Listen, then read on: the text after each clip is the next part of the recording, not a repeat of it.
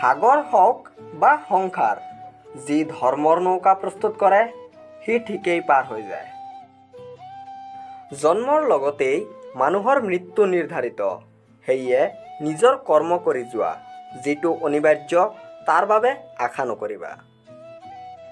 মাতৃৰ ঋণ কোনো সন্তানেই কেতিয়াও পৰিশোধ কৰিব নোৱাৰে।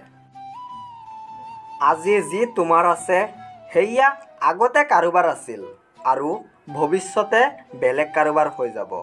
এয়েই সংসাৰৰ নিয়ম।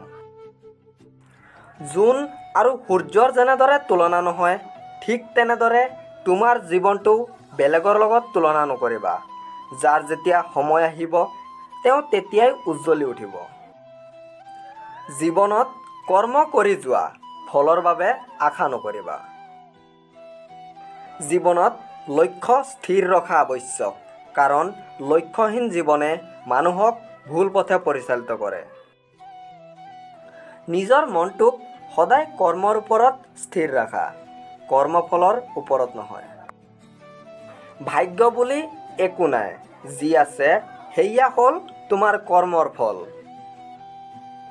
জ্বলা জুয়ে যিদৰে জ্বলি থকা কাঠক ছাইলৈ পৰিণত কৰে, ঠিক তেনেদৰে আমাৰ জ্ঞান আৰু পোহৰে আমাৰ মাজত থকা আত্ম অহংকাৰক বিনষ্ট কৰে। কেৱল মাত্ৰ স্বাৰ্থ ত্যাগেই হ'ল আনন্দ আৰু সন্তুষ্টিৰ একমাত্ৰ সহজ উপায়। মনত ৰাখিবা, মিথ্যাবাদী মানুহ সাপতকৈও ভয়ংকৰ। যিকোনো ব্যক্তিয়ে যি বিচাৰে সেয়াই হ'ব পাৰে, যদি সেই বিষয়ৰ ওপৰত বিশ্বাস ৰাখি চিন্তা কৰে। সময় হ'ল সৰ্বশক্তিমান, সেয়ে কেতিয়াও সময় নষ্ট নকৰিবা। যিসকল শত্ৰুৰ শত্ৰু হয় তেওঁলোকৰ লগত বন্ধুত্ব কৰিব লাগে। জন্ম মানুহৰ প্ৰকৃত পৰিচয় নহয়, প্ৰকৃত পৰিচয় হ'ল মানুহৰ কৰ্মত। ভৱিষ্যতে কি হ'ব কি নহ'ব সেইবোৰক লৈ এতিয়াই ভাবি লাভ নাই। বৰ্তমানক লৈ পৰম আনন্দত বাচিব শিকা। পলম কৰি হ'ব কিন্তু হ'ব, তুমি যি বিচৰা সেয়াই হ'ব। মনত ৰাখিবা, তোমাৰ সময় বেয়া, তোমাৰ জীৱন নহয়। অপেক্ষা কৰা, সকলো হ'ব। লোভী মানুহে কোনোদিনেই দুখৰ ভাগ নলয়, তেওঁলোক সকলো সময়ত সুখৰ ভাগ লোৱাৰ বাবে বহি থাকে। জীৱনলৈ চিন্তা কৰিবলৈ গৈ সকলো সময়ত মনত ৰাখিবা, দুখ ধৰি ৰাখি অতীতৰ সমস্যা সমাধান নহ'ব আৰু দুশ্চিন্তা কৰি ভৱিষ্যত পৰিৱৰ্তন নহ'ব। সফল হোৱা কেৱল তেওঁলোকৰ বাবে যিসকলে তোমাক অসফল দেখিব বিচাৰিছিল। কাৰোবাক ঠগি দুদিন বহুত আনন্দ ফূৰ্তি কৰিব, কিন্তু মনত ৰাখিব, ঈশ্বৰে যিদিনা ঠগিব গোটেই জীৱন দুখৰ সংগ দিব লাগিব। জীৱনত অমৰত্ব পাই সন্মান অৰ্জন কৰিব শিকক, কাৰণ জীৱনখন স্থায়ী, কিন্তু ব্যক্তিৰ আৰ্জিত জ্ঞান চিৰস্থায়ী। চৰিত্ৰৰ পৰীক্ষা তেতিয়াই হয় যেতিয়া কাৰোবাৰ লগত সম্পৰ্ক হয়।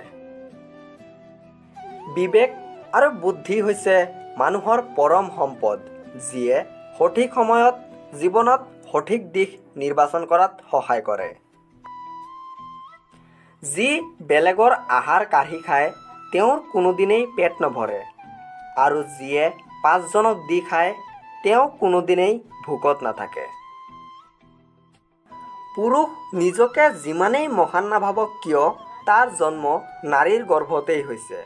কোনো নাৰী নিজকে যিমানেই আধুনিকতাক গঢ়ি নোতোলক কিয় তাৰ পূৰ্ণতা দান কোনো পুৰুষেই কৰিছে। সময় কেতিয়াও মানুহৰ নিৰ্দেশত নচলে, মানুহক সময়ৰ নিৰ্দেশিত পথত চলিব লাগে। সঠিক উদ্দেশ্য লৈ সঠিক কৰ্ম সম্পন্ন কৰাই হ'ল আমাৰ জীৱনৰ প্ৰধান সাফল্য। জীৱনক এক দীঘল যাত্ৰাপথ মন কৰি আগুৱাই যোৱা। তোমাৰ উদ্দেশ্য ঠিক থাকিলে এদিন সঠিক পথৰ সন্ধান পাবাই। বিবেক মানুহৰ প্ৰধান বিচাৰ। যি ব্যক্তি নিজৰ বিবেকৰ ওচৰত প্ৰশ্ন কৰিব জানে তেওঁক কোনোদিন কোনো বিচাৰৰ সন্মুখীন হ'ব লগা নহয়। কাৰোবাৰ ওপৰত খং কৰি থকাৰ অৰ্থ হ'ল নিজে বিষ খাই বেলেগক মৰাৰ আশা কৰা। ক্ষতি কিন্তু তোমাৰেই হ'ব। সুগন্ধি, দুৰ্গন্ধ আৰু মানুহৰ স্বভাৱ কোনোদিনেই লুকাই নাথাকে। মৰমৰ বন্ধু বান্ধৱীসকল, আশা কৰোঁ তোমালোকৰ আজিৰ এই শ্ৰীকৃষ্ণৰ বাণীসমূহ অলপ হ'লেও ভাল লাগিছে। আৰু তোমালোকে যদি ভিডিঅ'টো শেষলৈকে চাইছা তেন্তে ভিডিঅ'টোত এটা লাইক কৰা, শ্বেয়াৰ কৰা আৰু জয় শ্ৰীকৃষ্ণ বুলি কমেণ্ট কৰা। আৰু ভগৱানৰ ওচৰত কঠোৰ মিনতিৰে এয়াই কওঁ, তোমালোক সকলোৱে ভালে থাকা, সুস্থ থাকা আৰু জ্ঞান আহৰণ চেনেলটো ছাবস্ক্ৰাইব কৰি আমাৰ লগত জড়িত থাকা। Thank U.